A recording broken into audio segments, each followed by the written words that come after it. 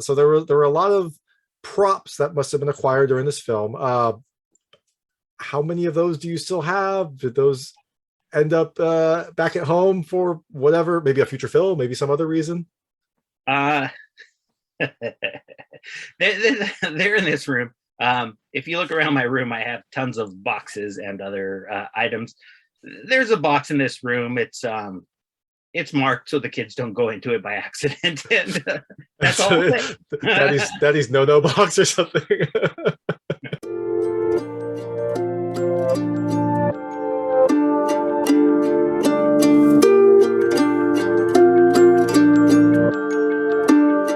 Hey everyone, this is David Starr from Watcher Pass, and today I'm joined by George A. Tramountanas, the writer, director, and star of Win a Trip to Browntown, which is coming to digital on March 22nd, 2022. I'm going to talk to him right now, and while you're watching, if you could like and subscribe to this channel, that would be fantastic. Helps out a lot. Thank you. I feel like someone's here. Hey, George. Hey. How's it going? How you doing? Doing well. How are you? Good. So thank you so much for joining me. This is George A. Tramountanas, the writer, director, and star of Win a Trip to Browntown, which is coming to digital on March 22nd, 2022. Like, I don't want to just like thrust right in here and really just go to the questions. I feel like we should be a little more gentle. I'll give you some softballs at the start. I don't want to like really just go all in, right? A little foreplay. I got you. Yeah. Okay. I can't promise that'll be the only Win a Trip to Browntown pun, but I'll do my best. Trust me, I think we ran through the gamut while we were making it. So go ahead. That's pretty true. So the first thing I want to do is I want to commend your wife for like being able to tell this heartfelt story, like allowing you to tell the story. Just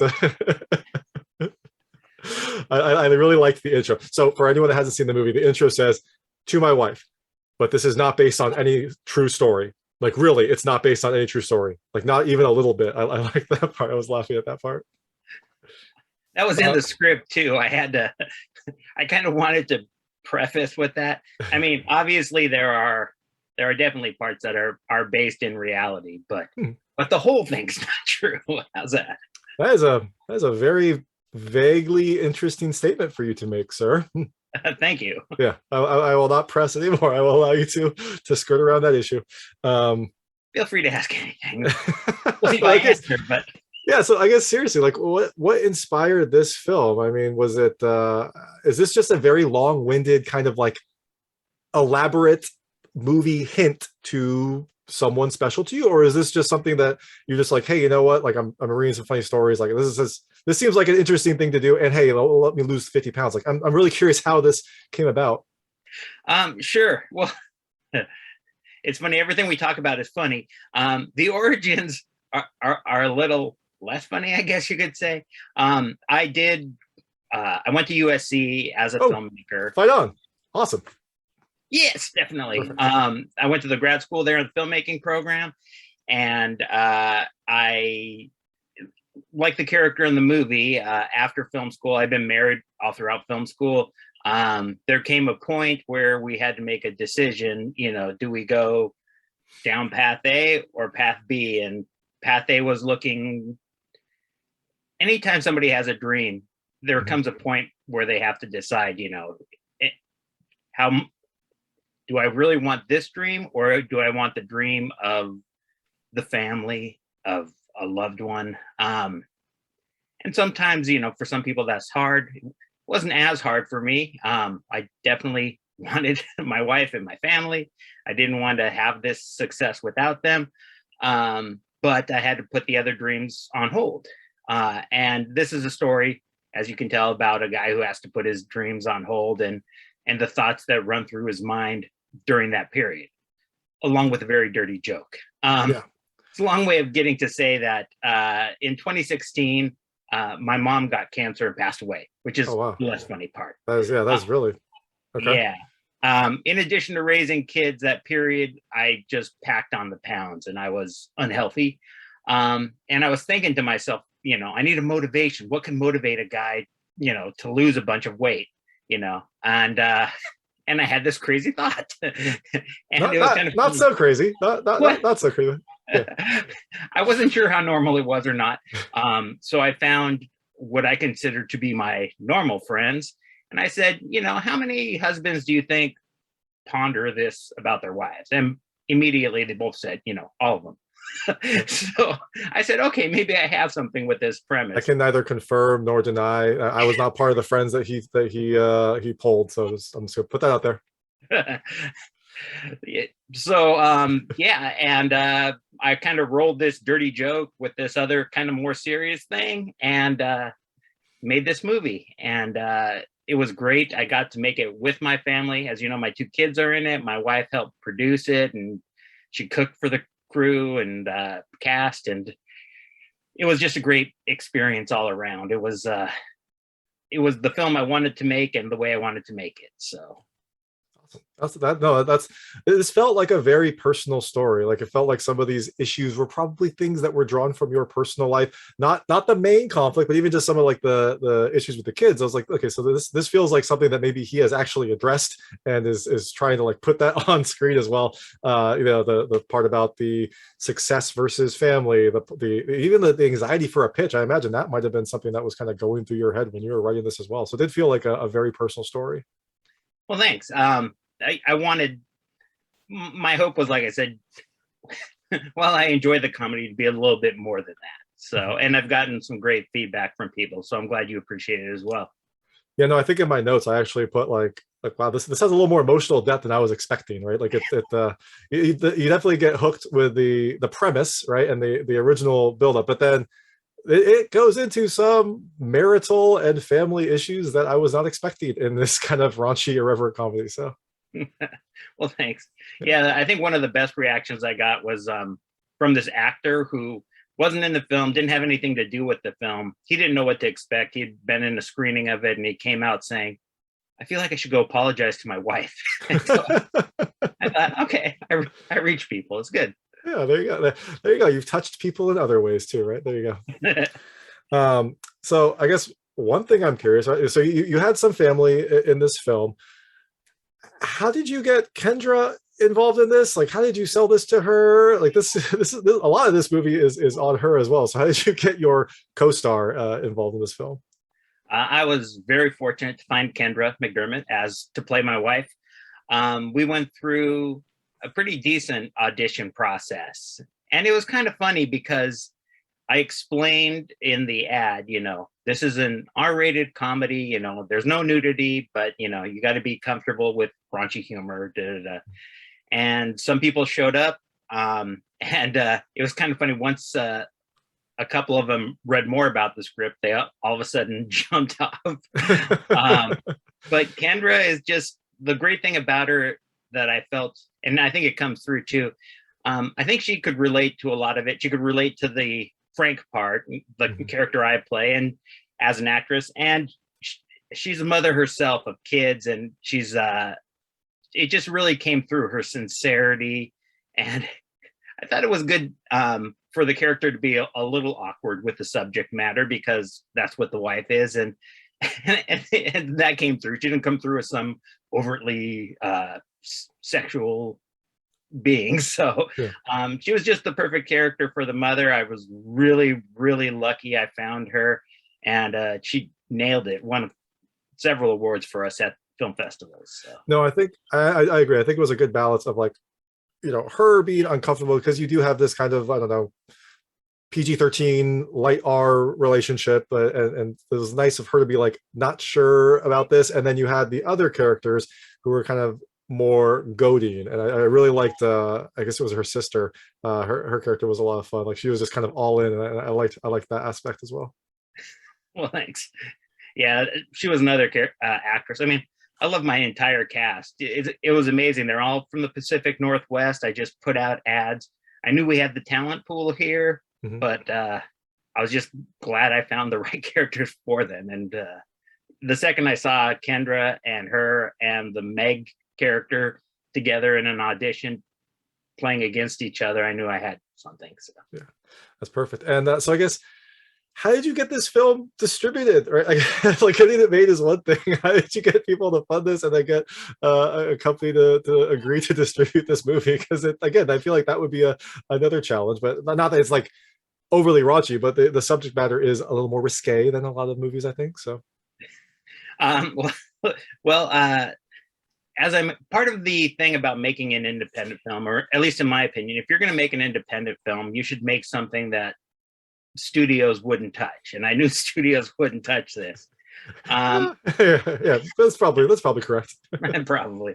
I didn't want to Kickstarter it just because the obligations felt kind of heavy, you know, to bring out this promise, you know. I mean, we've succeeded, but I didn't want everything to hinge on that. So I just had actually myself and two other people who had some excess cash. And Nice. well, I mean, the budget wasn't huge. We shot, the way I like to describe it is we shot for the cost of a Kia, car Kia. So, I mean, yeah, it's just, I tease my kids, actually. They didn't get a car because we shot this film. Now, is that a pre-COVID Kia or a now that the supply chains are all crazy and prices are going up Kia? Pre-COVID Kia, believe it or not. That's amazing. Yeah, the shooting budget was, and that's what you really need to get it onto the film.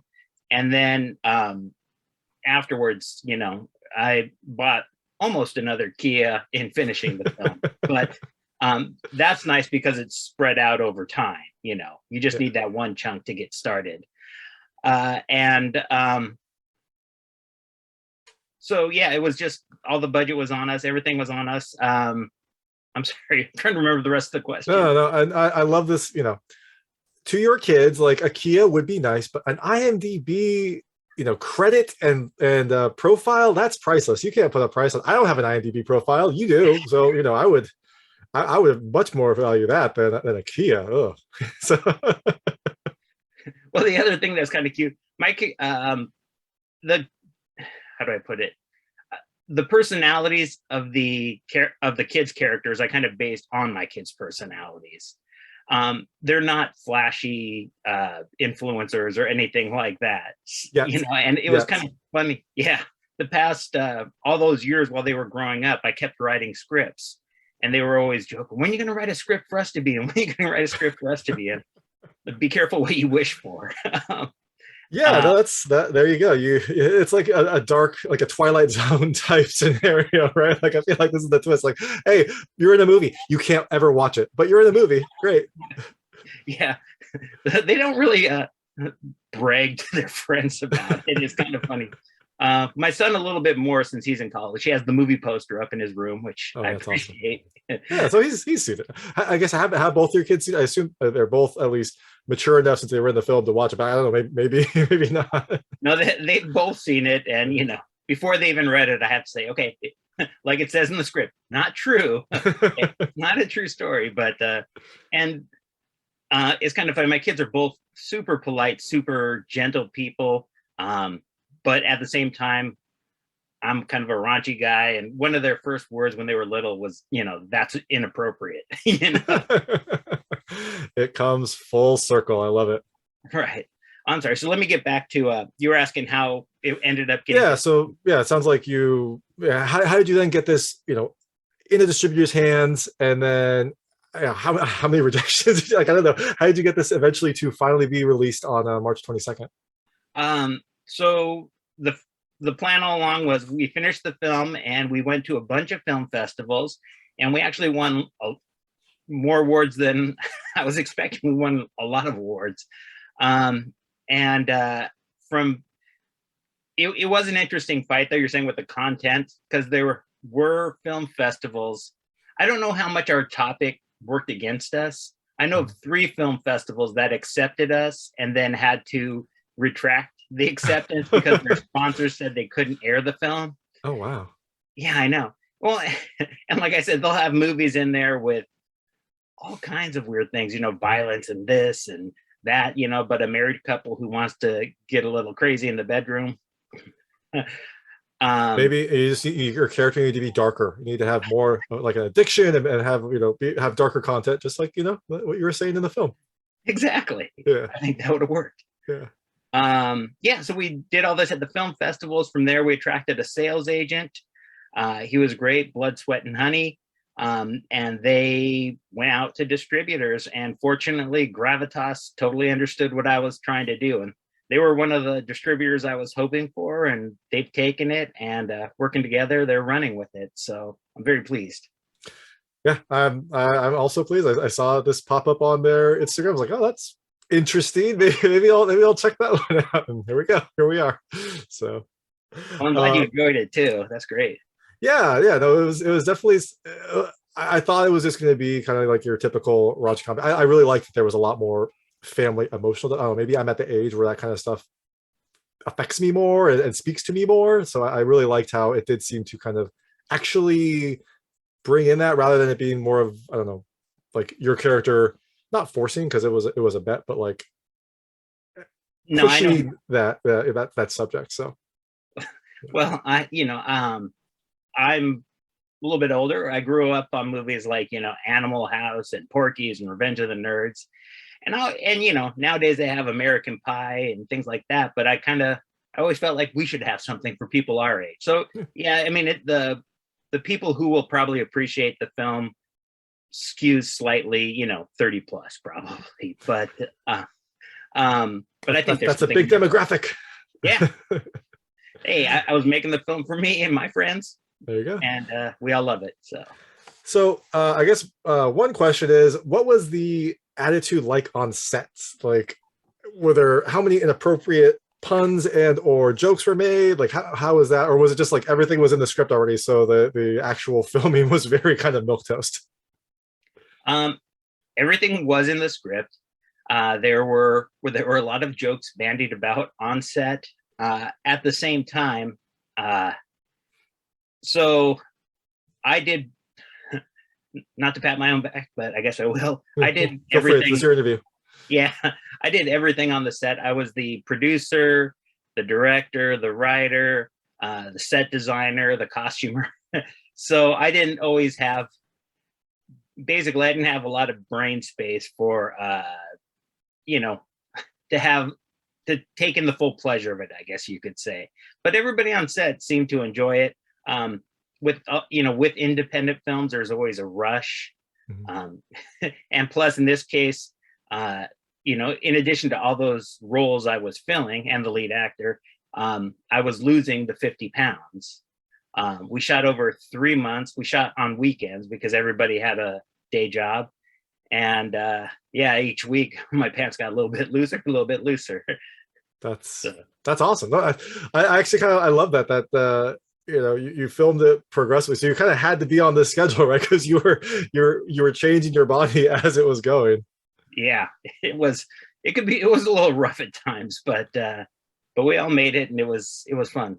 And unfortunately, thanks to that pandemic and post-production, I put on quite a few of those pounds back, but just have to make another movie. Well, I don't know what the next bet will be, but maybe it's the other fantasy that your characters talk about in the movie.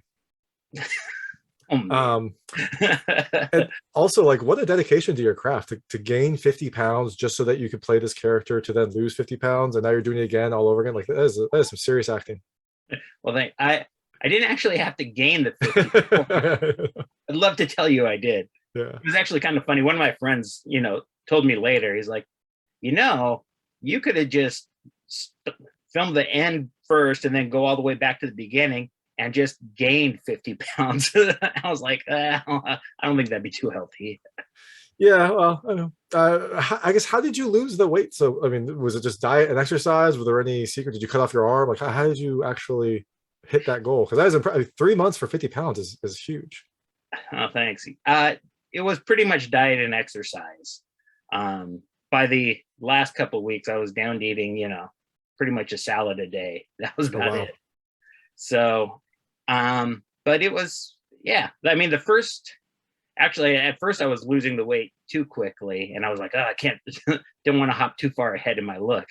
But I was a wrestler in high school, and I don't know if you ever seen some of those guys. They have to drop 4 pounds in a day, and they run around sweating it up. So I was kind of used to that mentality. It had been a long time since I had that mentality, but kind of forced myself back into it. Yeah, no, that I had friends who wrestled. Yeah, they had stories about trying to drop weight, and it sounds terrible. But also having a salad a day sounds terrible too. So I guess it makes sense that you put a few of those pounds back on, because that does not seem like a sustainable diet of just a salad a day. Plus, you're working probably nonstop and just burning calories that way too. Yeah. Well, thankfully during production, I was more physically active. Post production is tricky because you're sitting in front of a computer all day, and that's when the weight gain can be dangerous. Yeah, for sure. One thing I was wondering, so you mentioned when this was filmed pre-COVID, post-COVID? It sounds like it was filmed like right after COVID. Is that when the filming occurred, or when was this filmed in like the trajectory of our world that has been the last few years? It was filmed actually pre-COVID. Oh, nice. We finished. That's why it has such a bright style to it, like a bright, happy style, because that was the before world. Yeah. So it was, and I mean, in a sense, since the pandemic forced us all to sit in our homes, it was helpful for post. Didn't have anywhere to go. There's a couple shots. So we took one weekend that first COVID summer to do a couple of pickup shots, and the cutaways, the big, panoramic shots of the city. And so that was the only trick, was like getting those shots of the city with nobody wearing masks at that point. So wow. just like, back up a little bit. Those things that you don't think about when you have a pre-COVID movie and then you have to post. It's amazing. And one thing I was curious about, so there were a lot of props that must have been acquired during this film. How many of those do you still have? Did those end up back at home for whatever, maybe a future film, maybe some other reason? They're in this room. If you look around my room, I have tons of boxes and other items. There's a box in this room. It's marked so the kids don't go into it by accident. And that's all. Daddy's no box or something. My kids have no interest in going into those boxes. You've raised them right. I like to hear that. So I know we have limited time. I'd like to switch. I call it the lightning round. It's just lightweight questions about the film. Luckily, in this film, there's a lot of lightweight questions I can ask. You can feel free not to answer any of them. I will not be offended, but I try to keep them very answerable. Okay. First question is, Laura's character's nickname was Titmouse. Did you have a nickname growing up? I did. It's not one that will make any sense. I'm Greek, like the character in the movie. My nickname growing up was Tosi, or Totos. And that's just because it was a Greek farmer in a little storybook. And I don't know why my uncle started calling me it, and it kind of stuck. Oh, there you go. You're tilling the fields, making something grow. You're making something grow. And this is something that has grown from your hard work. There we go. Well, thank you. Yeah. So along the lines of the Titmouse, if you had an animal nickname, what would your animal nickname be? You mean a nickname for an animal, or if I was an animal? What would if someone gave you a nickname saying you are like the, I don't know, lion, or whatever you want to say, what would your animal nickname be? Or maybe your spirit animal. We can go with spirit animal too. My spirit animal. Okay. I would say it's got to be something like a panda bear, probably. All right. He just kind of sits around, roly-polies, enjoys himself. At least that's what I try to do. Everyone likes the panda bear. I don't think anyone can not like a panda bear. So that's a good animal. Oh, good. Yeah. What is the hardest that you've worked for something? And maybe it's this film, and losing that weight for this film, because that sounds like a nightmare. But what is the hardest that you've worked at for a goal or for some sort of end result? I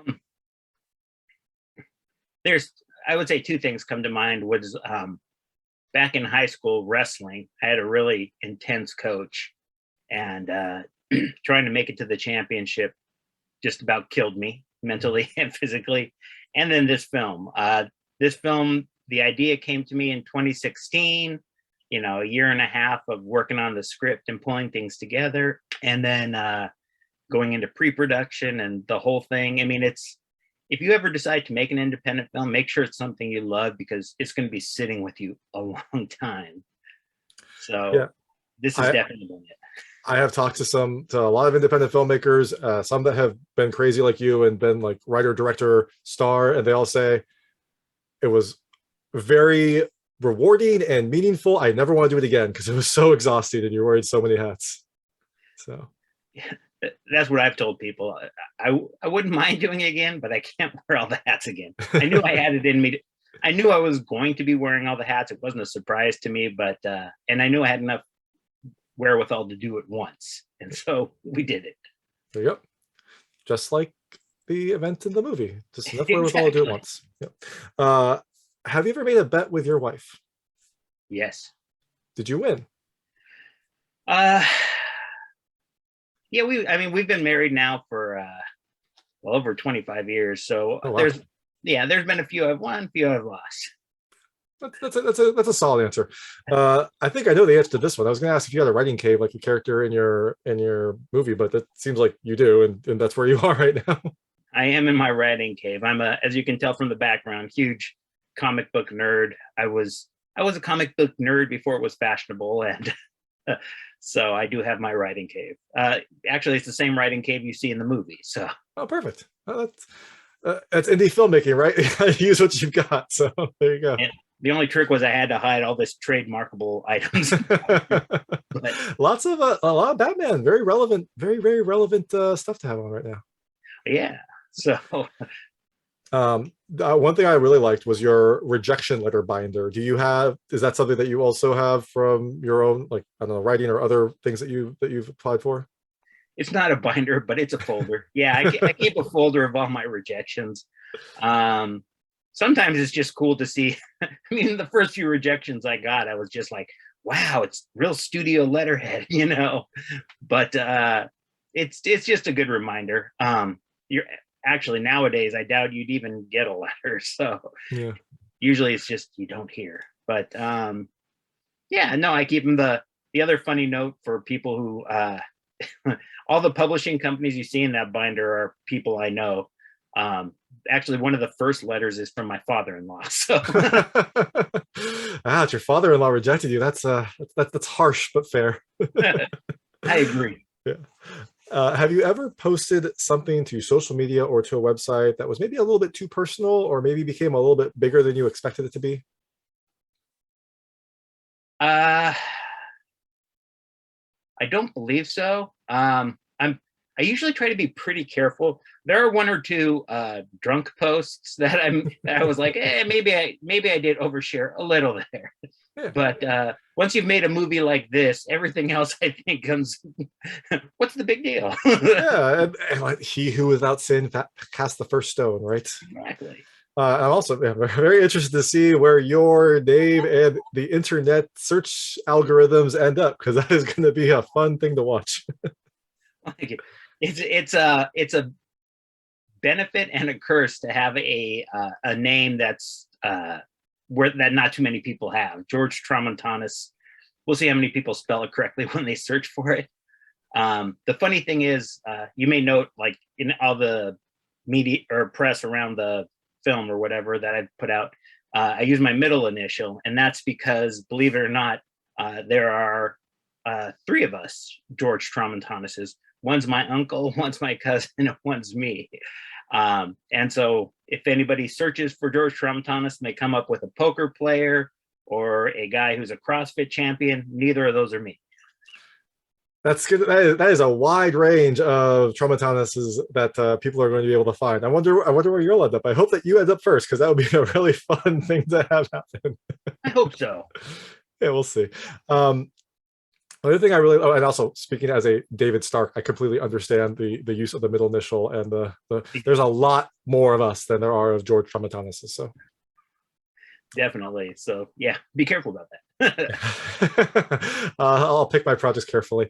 Your character in the movie had this like blog, this writing blog, which you use to share your thoughts. Do you have a similar secret blog or secret like online journal?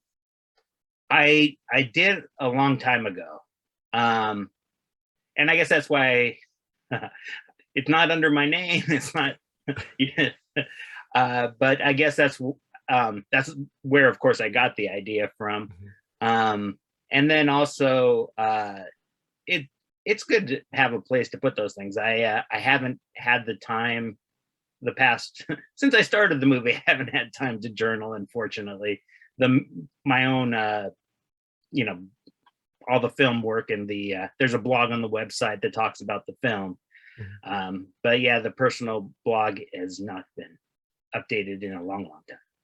You can only have so much time when you're making a movie. And the last question is, what does your internet search history and or ads that come to you, what does that look like now?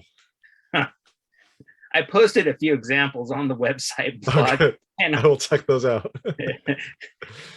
They're from a while back, but yeah, there were some interesting things that would pop up. Most of the time, so the first time I accidentally searched for something, I realized, oh, every time my kids go to a computer and pull up Google to search, they're gonna see that. Oh. So I had to wipe the history, and I tried to be mindful of going into incognito mode when I was doing those searches.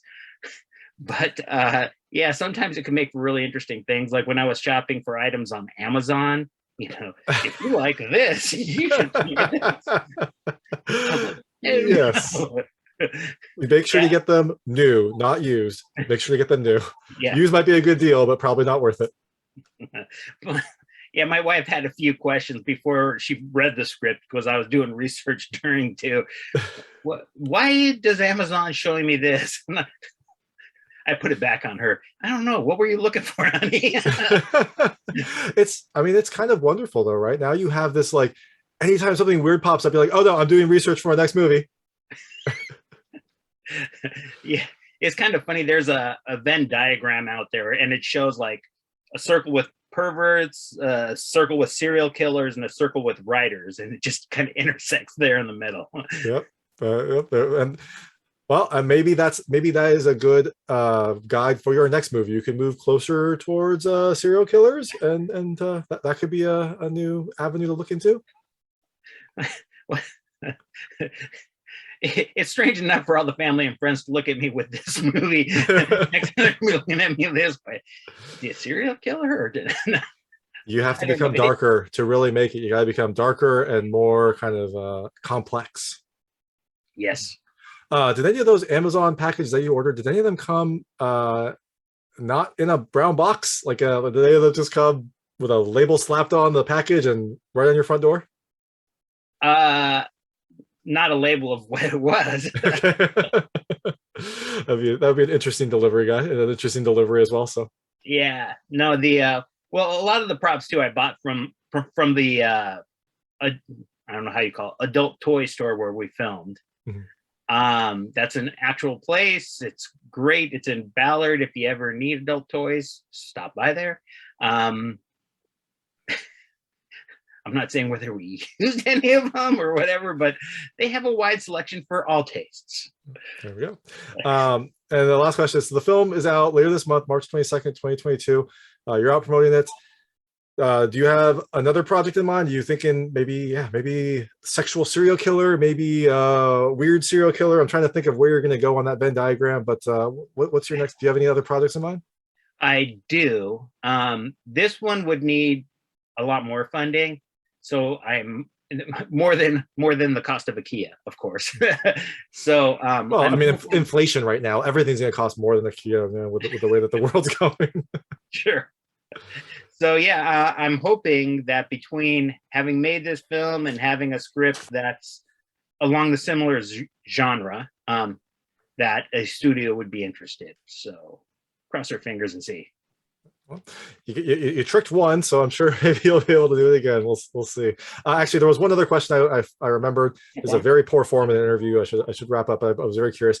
The title is "Win a Trip to Browntown." How many titles did you go through? I was trying to think of some more. Some other ones like analyze that. ANALs - eyes that. Like any other things that you kind of came up with in the drawing room. It's kind of funny that seems to be a question people ask a lot. And to be honest, it was actually the first title I came up with. I did go through some others that I considered, but at the end of the day, I like the title because it could or it couldn't be a movie about what it is about. Mm-hmm. It's really weird. Only about half the people seem to go, "Oh, I know what that movie is about." The other half, I've had aunts and uncles, so where's Browntown? What happens there? You're like, magic, only magic. See the movie. Actually, that's another funny thing too. The little kid who was in the movie, who's not my child, Gabriel Conrad, great kid actor. Dude, so he never knew what it was, obviously.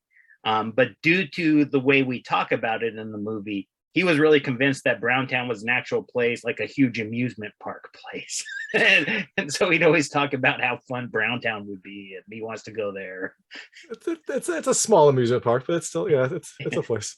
And I really like that. I think that's a great idea. You outsource the future therapy to some other actor, some other family.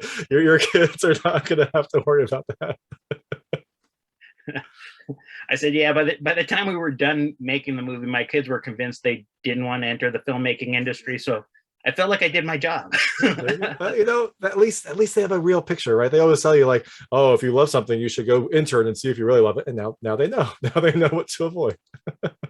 Yeah, my kids are great. They're equally proud of and embarrassed by me in the film. So I think that's the best way to be. Hey, you know what? I feel like all kids are proud of and embarrassed by their parents. So at least you have a really cool, like very visible movie poster you can put up. Well, thanks. Awesome. Well, thanks so much for your time. This is George A. Tramountanas, the writer, director, star, producer, fundier, financier of Win a Trip to Browntown. It's coming to theater, or no, it's coming to digital, so you can watch it in the comfort of your own home on March 22nd, 2022. Thank you so much for your time. Sorry, real quick. Just want to add, if you want details about the release and the contest we're running for pre-orders, stop by our website, triptobrowntown.com. Oh, perfect. And what other social things should people check out? In incognito mode, of course, but Facebook, come join our fan page, Trip to Browntown, Facebook/Trip to Browntown, and same thing with that was available. That's amazing. Browntown itself wasn't available, but Trip to Browntown was. So yeah, Facebook/Trip to Browntown or Instagram/Trip to Browntown. We're both of those. Perfect. And if the movie, I assume the movie will do well, but if it doesn't, you have really good URLs there for other venues that you could work on. So there you go. That's a great idea. Thanks so much, Dave. I'm just giving them out for free. I tried to get your kids kiosks. So awesome. Thank you so much.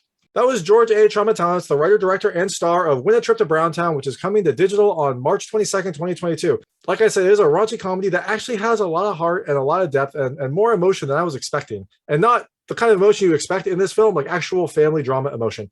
If you like this interview, please like and subscribe to this channel. It helps me out a lot. Make sure all my new content goes straight to you. And please check out my other content. I've got other interviews, reviews, unboxing videos, and recommendations. Thank you.